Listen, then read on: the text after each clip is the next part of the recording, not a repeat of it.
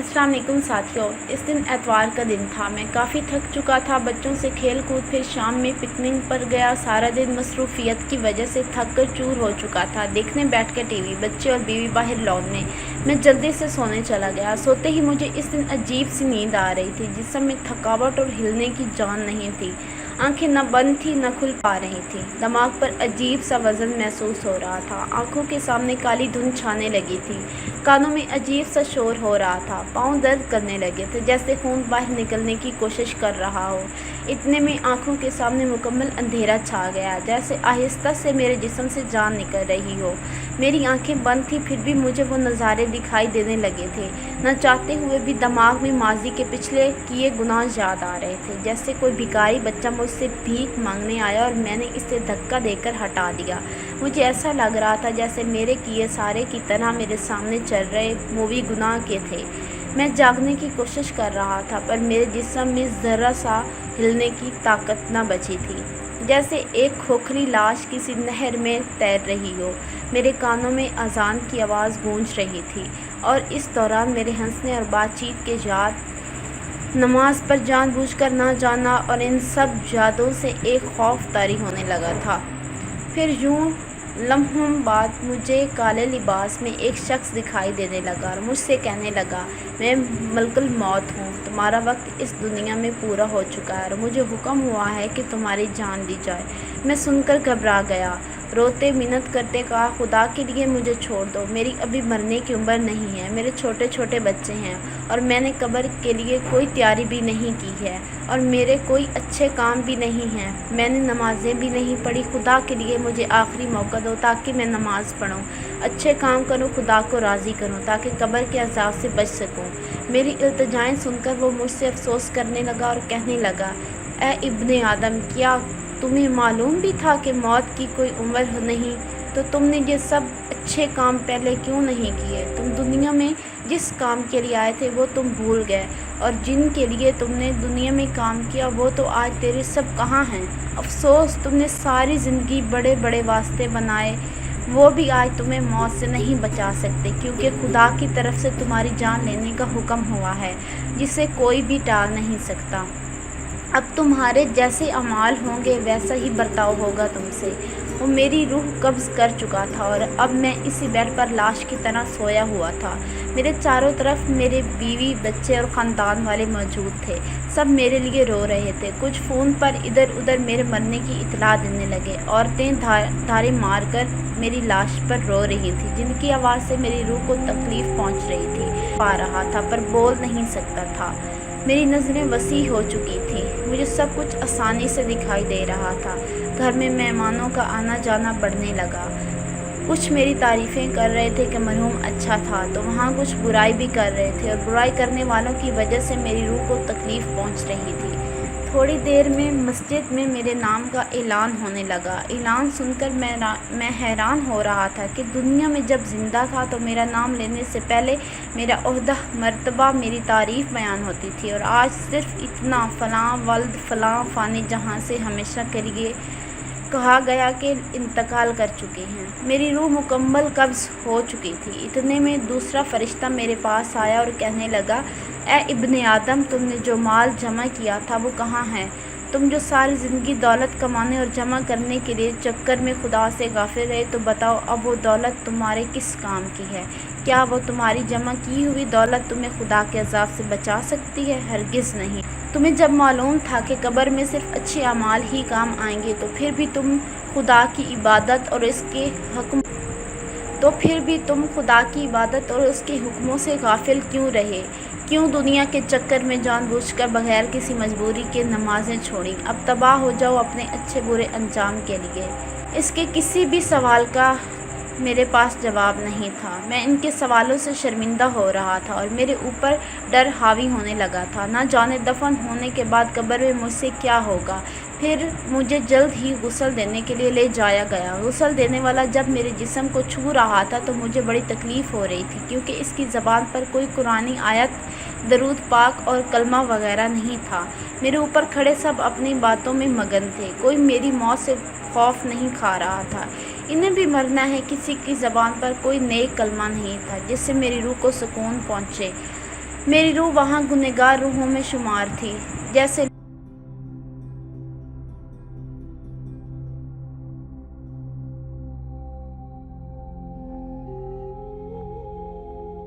لوگوں کی دعائیں ہی سکون پہنچا سکتی تھیں۔ تھوڑی ہی دیر میں مجھے غسل بھی دیا گیا، پھر مجھے چارپائی پر سلایا گیا۔ اب میرے چاروں طرف میرے گھر والے، بیوی، بچے، بھائی بہنیں، رشتہ دار، دوست احباب سب میری لاش پر رو رہے تھے۔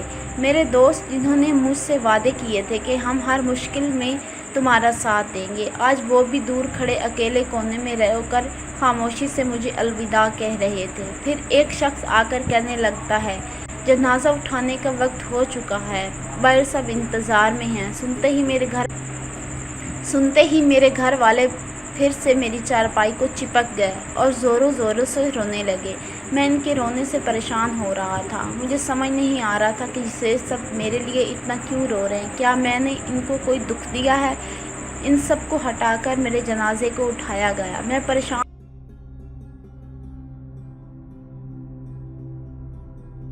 ہو رہا تھا۔ ان سب کو ہٹا کر میرے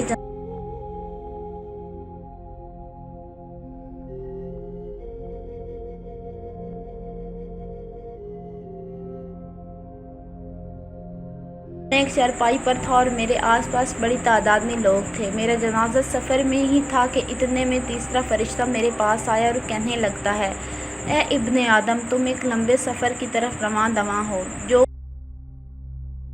تو یہ سفر پہلی بار کر رہا ہے۔ سفر کے اختتام پر تمہیں ایک چھوٹے اور تنہا مقام میں رکھ دیا جائے گا۔ میرا جنازہ سفر میں ہی تھا کہ اتنے میں تیسرا فرشتہ میرے پاس آیا اور کہنے لگا کہ اے ابن آدم، تم ایک لمبے سفر کی طرف رواں دواں ہو، جو تو یہ سفر پہلی بار کر رہا ہے۔ سفر کے اختتام پر تمہیں ایک تنگ مقام میں دفنایا جائے گا، جس مقام میں تم پہلے کبھی نہیں رہے، اور اگر تیرے اعمال اچھے ہوں گے تو وہ تنگ مکان تمہیں تنگ نہیں لگے گا، اور اگر تیرے اعمال اچھے نہیں ہوں گے تو وہ تنگ مکان مزید تمہیں تنگ لگے گا، کیونکہ سب اپنے اعمال سے ہی اس مقام کو کشادہ اور تنگ کرتے ہیں۔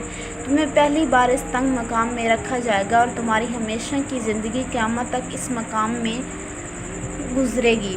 اتنے میں وہ غائب ہو گیا اور مجھے پریشانی ہو رہی تھی کہ نہ جانے مجھے وہ مکان کیسے ملے گا، تنگ یا کشادہ۔ اگر مجھے تنگ مکان ملا تو میں کیسے گزارا کروں گا قیامت تک اس تنگ مکان میں؟ اور میرے جنازے پر بھی شریک سبھی لوگ اپنی دنیا داری کی باتوں میں لگے ہوئے تھے۔ کسی کی زبان پر کلمہ شہادت نہیں تھا جس سے مجھے امید ہو کہ مجھے کشادہ مکان ملے گا۔ آخر کار میرا جنازہ قبرستان میں پہنچا، جہاں پہلے سے ہی میرے لیے گڑھے کی طرح قبر کھودی ہوئی تھی، جسے دیکھتے ہی میرے دل میں خوف خدا بڑھنے لگا۔ نہ جانے اس تنہا قبر میں مجھ سے کیا ہوگا۔ میں اس ڈراؤنی تنہا قبر کو دیکھ کر پچھتا رہا تھا کہ کاش میں نے دنیا میں اس تنہا قبر کو روشن کرنے کے لیے اچھے کام کیے ہوتے۔ کاش میں اذان سنتے ہی پہلے ہی مسجد میں چلا گیا ہوتا۔ کاش میں خود بھوکا رہ کر غریبوں کی مدد کر کے نیک کام کرتا۔ کاش مجھے یہاں سے ایک موقع مل جائے۔ خدا کی قسم، میں ساری زندگی خدا کی بندگی میں گزار دوں گا، ایک ایک پل خدا کی عبادت میں گزار دوں گا، لیکن اس وقت میرے پاس کاش کے علاوہ اور کچھ کہنے کو نہیں تھا۔ میری قبر کو تیار کیا گیا، پھر اس میں اتارنے کے لیے اٹھایا گیا۔ مجھے قبرستان میں قبروں کی ساری روحیں نظر آ رہی تھیں، جو مجھے عجیب نظروں سے دیکھنے لگی تھیں۔ اب میں قبر میں اتر چکا تھا اور میرے اوپر مٹی ڈالنے سے پہلے میرے لیے دعائیں مانگی جا رہی تھیں۔ میں خاموشی سے انہیں سن رہا تھا۔ اتنے میں چوتھا فرشتہ میرے پاس آیا اور کہنے لگا، اے ابن آدم، کل تو زمین کے اوپر تھا اور آج تو زمین کے اندر ہے۔ کل جب تم زمین کے اوپر تھا تب تو ہر چیز میں آزاد تھا، چاہے گناہ کرتے یا ثواب۔ زمین پر تمہیں آزاد چھوڑا گیا تھا، لیکن اب تو زمین والے یہاں صرف تیرے اعمالوں کو دیکھ کر مرضی چلے گی۔ اگر اچھے ہوں گے تو یہاں بھی آزاد اپنی مرضی سے یہاں کی زندگی گزارو گے، اگر اچھے اعمال نہیں ہوں گے تو پھر ہماری مرضی چلے گی۔ اے ابن آدم، تو زمین پر بڑا اکڑ کر چلتا تھا، تو آج زمین کے اندر خاموش کیوں ہے؟ تمہیں معلوم بھی تھا کہ ایک دن یہاں آنا ہے، تو پھر اکڑ کر کس بات کی تھی؟ کیوں خدا کو بھول کر خود ہی فیصلے کرنے والے بن گئے۔ زمین کے اوپر کیوں لوگوں کے لیے زمین تنگ کر دی؟ کیوں وہ ظالموں پر ظلم اٹھاتے تھے؟ وہاں سب سے محبت کیوں نہیں کرتے تھے؟ کاش تم نے وہاں تکلیف برداشت کی ہوتی تو آج یہاں تمہیں تکلیف نہ ملتی۔ وہاں تم نے اگر مدد کی ہوتی تو یہاں بھی تیری مدد ہوتی۔ تم نے وہاں رحم کیا ہوتا تو یہاں بھی تم پر رحم ہوتا۔ وہاں تم نے معاف کیا ہوتا تو یہاں بھی تمہیں معاف کیا جاتا۔ کیا تم بھول چکے تھے کہ خدا کی مرضی سے یہاں بھی تمہیں آنا ہے؟ ان کے کڑے سوالوں سے مزید میری روح کو خوف ہونے لگا تھا۔ اب میرے اوپر مٹی ڈالی جا رہی تھی۔ وہ منظر مجھے ڈرا رہے تھے۔ میں چیخ رہا تھا۔ اس کے کڑے سوالوں سے مزید مجھے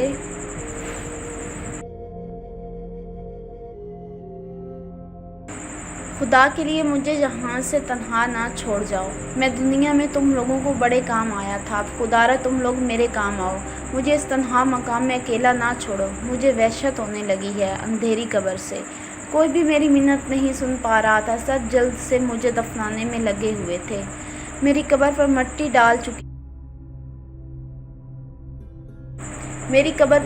ڈل چکی تھی۔ سب مجھے دفنانے کے لیے اپنے گھروں کو لوٹنے لگے۔ تھا مجھے وحشت ہونے لگی تھی کہ نہ جانے مجھ سے کیا کیا جائے گا۔ اتنے میں پانچواں فرشتہ آیا اور کہنے لگا، اے ابن آدم، وہ لوگ جو دنیا میں تیرے سب سے عزیز تھے اور اب وہ تمہیں دفن کر کے چلے گئے ہیں، اگر وہ پاس بھی ہوتے تو پھر بھی تیری مدد نہیں کر پاتے۔ ان سے تمہارا جو بھی رشتہ تھا وہ دنیا میں ہی تھا، جہاں وہ رشتے تجھے نہیں بچا سکتے، یہاں پر تمہیں اپنے اعمال ہی بچا سکتے ہیں۔ آج یا تو تم جنت میں جاؤ گے یا پھر دوزخ میں ڈال دیے جاؤ گے۔ اب میں اندھیری قبر میں اکیلا خوف سے نڈھال تھا، اپنے انجام کا انتظار کرنے لگا۔ اب میرے لیے دنیا کی ساری رنگینیاں رونقیں ختم ہو چکی تھیں۔ یاروں سے محفلیں، نادانیاں، عبادت سے ناگواری، سب کے انجام کا وقت ہو چکا تھا کہ نہ جانے اب کیا ہونے والا ہے مجھ سے۔ اتنے میں قبر مجھ سے بات کرنے لگی، اے ابن آدم، اے انسان، تو بھی کتنا نادان تھا، دنیا میں اتنے مگن ہو گئے کہ یہاں قبر کی اندھیری اور تنہائی کو کبھی سوچا ہی نہیں۔ تم نے اگر دنیا میں اس اندھیری قبر کو روشن کرنے کے لیے سوچا ہوتا تو آج تیرے چہرے پر خوف نہ ہوتا، تم اپنے انجام کو سوچ کر نہ ڈرتے۔ تیرا خدا کو چھوڑ کر دنیا کی رنگین مستیوں میں لگ جانا، آج وہی رنگین مستیاں تجھے آگ میں لے جائیں گی۔ تم نے اپنے لیے دولت جمع کی اور ساری زندگی کرتے رہے، سال میں ایک بار بھی زکوٰۃ دینے کی زحمت نہ کی۔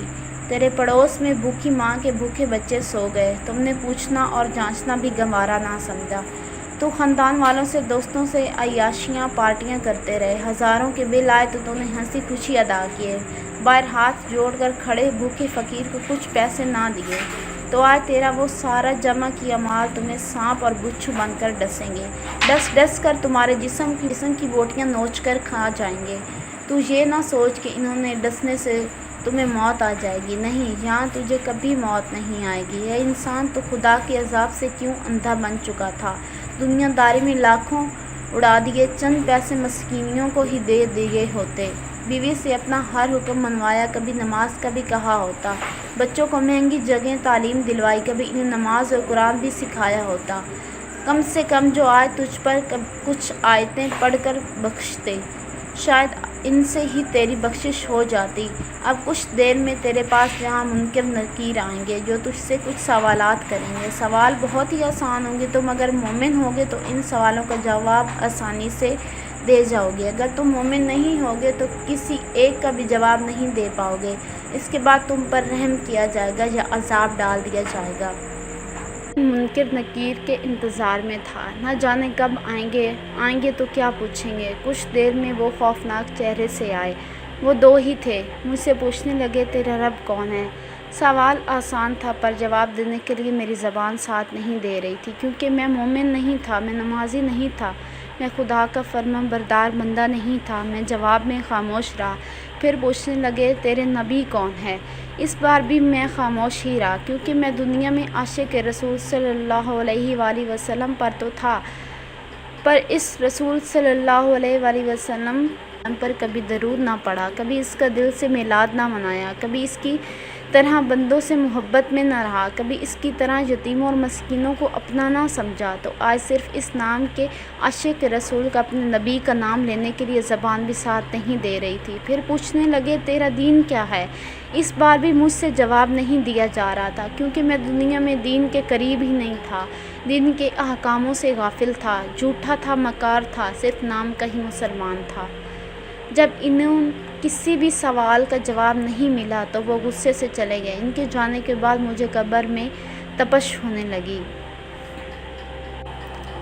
میری بائیں طرف سے ایک کھڑکی نما جگہ کھل گئی، اس کھڑکی میں سے آگ شعلوں کے ساتھ میرے قریب ہو رہی تھی۔ قبر میں بدبو بڑھنے لگی تھی اور قبر چاروں طرف سے تنگ ہوتی جا رہی تھی۔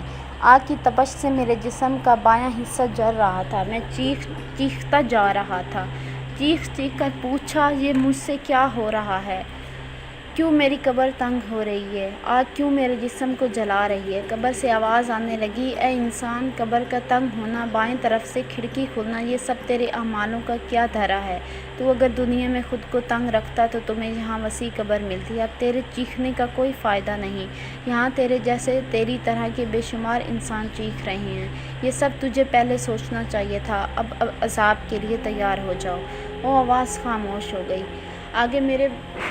آگ میرے بہت قریب آ چکی تھی، میرا چہرہ آگ سے جل رہا تھا۔ اس آگ کی تپش دنیا کی آگ سے کئی گنا زیادہ تھی۔ آگ کی تپش مزید تیز ہوتی جا رہی تھی، کچھ ہی لمحوں میں میرے چہرے سے ہو کر پورے جسم کو جلانے لگی تھی۔ بہت دیر تک میں آگ میں جلتا رہا، چیختا رہا، پر وہاں کوئی میری چیخ و پکار سننے والا نہیں تھا۔ کچھ دیر بعد میرے جسم سے آگ بجھنے لگی، میرے جسم کو ٹھنڈا سکون مل رہا تھا۔ میں نے پھر پوچھا، اچانک میرے جسم سے آگ کیوں بجھ گئی اور میرے جسم کو راحت بھرا سکون کیسے مل رہا ہے؟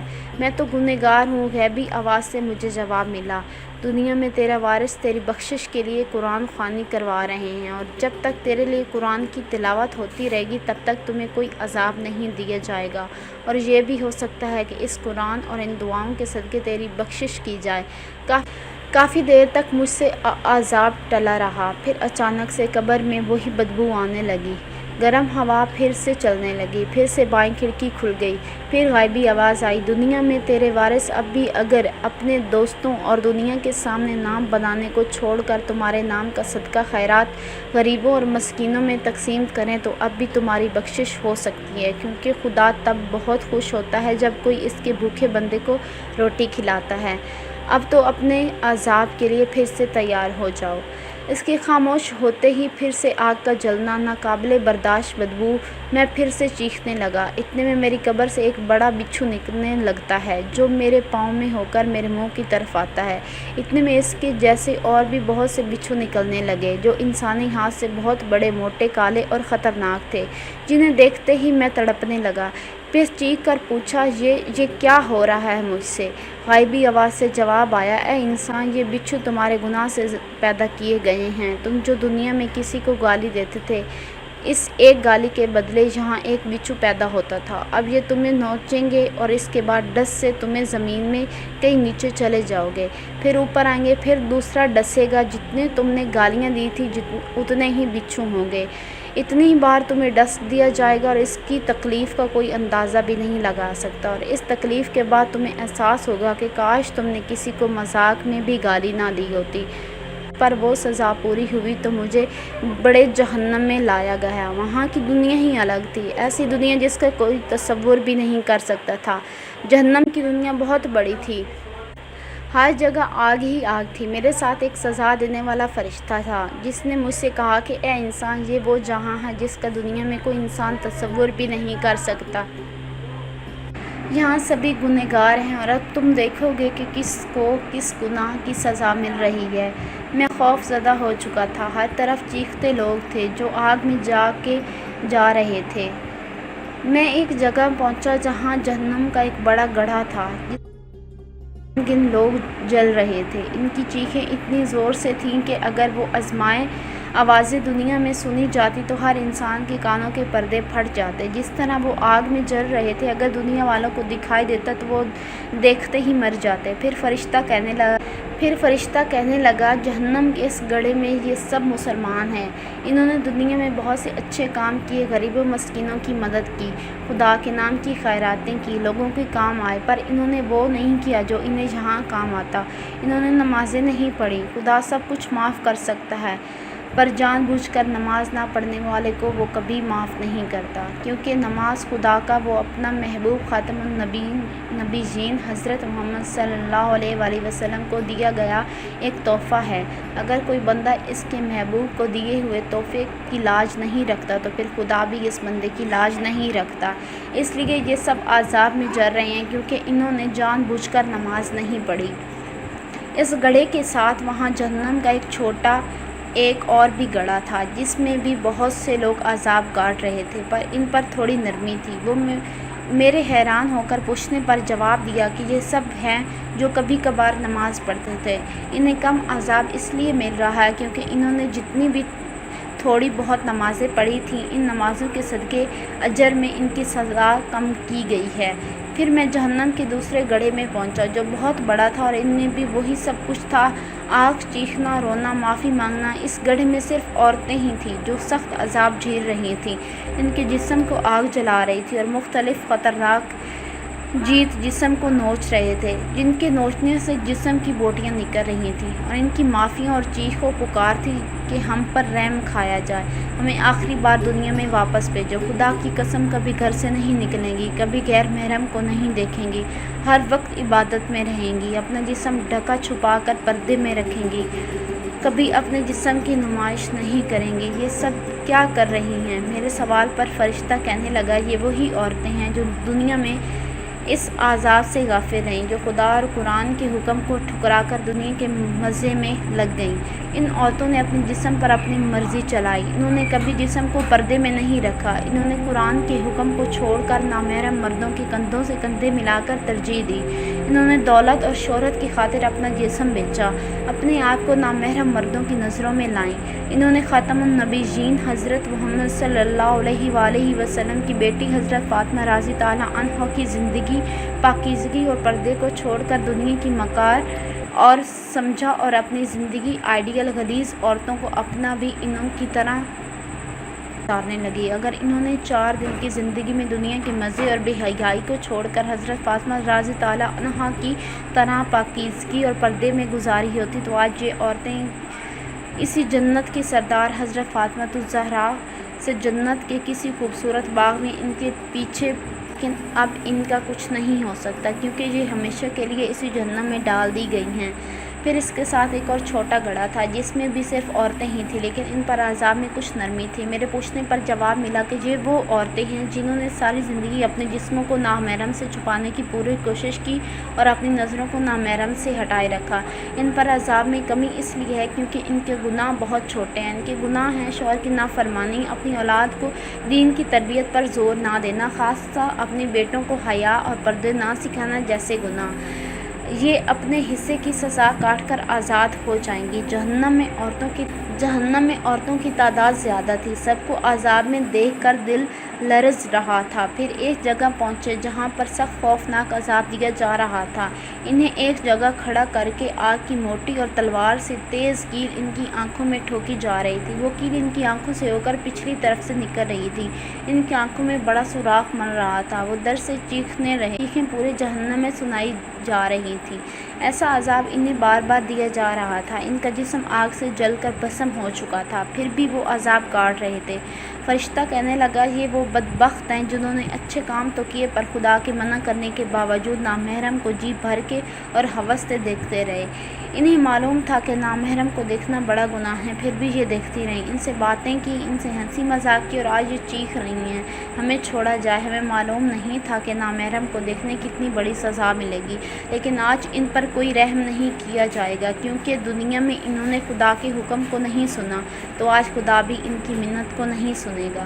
जहन्नम में मुख्तलिफ बड़े गड्ढे थे जिनमें सबको अलग अलग गुनाहों की सज़ा मिल रही थी। कुछ छोटे गड्ढों में, कुछ बड़े गड्ढों में अजाब काट रहे थे। फिर फरिश्ता कहने लगा, यहाँ वो लोग भी हैं जिन्होंने दुनिया में बहुत अच्छे काम किए, नमाज़ें पढ़ी, कबीरा गुनाहों से बचे रहे, लेकिन झूठ बोलना, मुनाफिकत, रियाकारी, हसद, गीबत, दिल में बुराई रखने जैसे छोटे पर सख्त अजाब वाले गुनाहों से नहीं बचे। इसलिए ये इन छोटे गुनाहों की सज़ा काट रहे हैं और इन्हें तब तक अजाब मिलता रहेगा जब तक इन्होंने झूठ और रियाकारी, हसद, गीबत की हो। इतनी ही बार इन्हें ये सज़ा ज़रूर मिलेगी, फिर इन गुनाहों से ये आज़ाद हो जाएंगे और अपने किए दूसरे गुनाहों की सज़ा काटेंगे। फिर एक और जगह पहुँचे जहाँ मर्द और औरत को एक ही सज़ा मिल रही थी। चारों तरफ इनकी आग थी और इस आग में बड़े बड़े गोले नुमा शोले थे जिसमें वो जल रहे थे और सख्त अजाब काट रहे थे। वो आग में भी जल रहे थे और इन्हें किसी सख्त चीज़ों से भी मारा जा रहा था। इन पर कड़े से कड़ा अजाब था। फिर मैंने पूछा, इनका क्या गुनाह है जो इन्हें सबसे सख्त अजाब दिया जा रहा है? वो जवाब में कहने लगा, ये वो सब हैं जिन्होंने दुनिया में अपने वालिदैन की नाफरमानी की। खुदा ने कुरान में फरमाया, अपने वालिदैन को उफ तक ना कहो। इन्होंने इनसे ज़ोर से बात की और इन्हें बुरा भला कहा, इनसे बदतमीज़ी की, इनसे बेअदबी करके इनका दिल दुखाया, इनका हुक्म ना मानकर इन्हें रुलाया, इनके फ़ैसलों को ठुकराकर अपनी मर्ज़ी के फ़ैसले किए। ये अपने वालिदैन की नाफरमानी की सज़ा दुनिया में भी काट आए हैं और यहाँ भी काटेंगे, क्योंकि वालिदैन के नाफरमान खुदा के महबूब सल्लल्लाहु अलैहि वसल्लम ने भी कभी दिल से रहम की दुआ नहीं मांगी। मैं सबका अजाब देखकर खौफ में था, न जाने मुझसे क्या होगा। बड़ा गुनहगार तो मैं हूँ। मैं ना नमाजी था, झूठा था, दिल दुखाए वालिदैन का नाफरमान था, अपने मफाद का था, धोखेबाज था। मुझे खौफ ज़दा और हैरान देखकर फरिश्ता कहने लगा, इन पर अजाब देकर खौफ ज़दा हो गए हो। इस पूरे जहन्नम में सिर्फ मुसलमान हैं, तुम इन पर इतना सा अजाब देखकर काँप रहे हो। इन पर जो अजाब है वो इनके मुकाबले में कुछ भी नहीं है जो काफिरों को और गैर मुस्लिमों को मिलता है।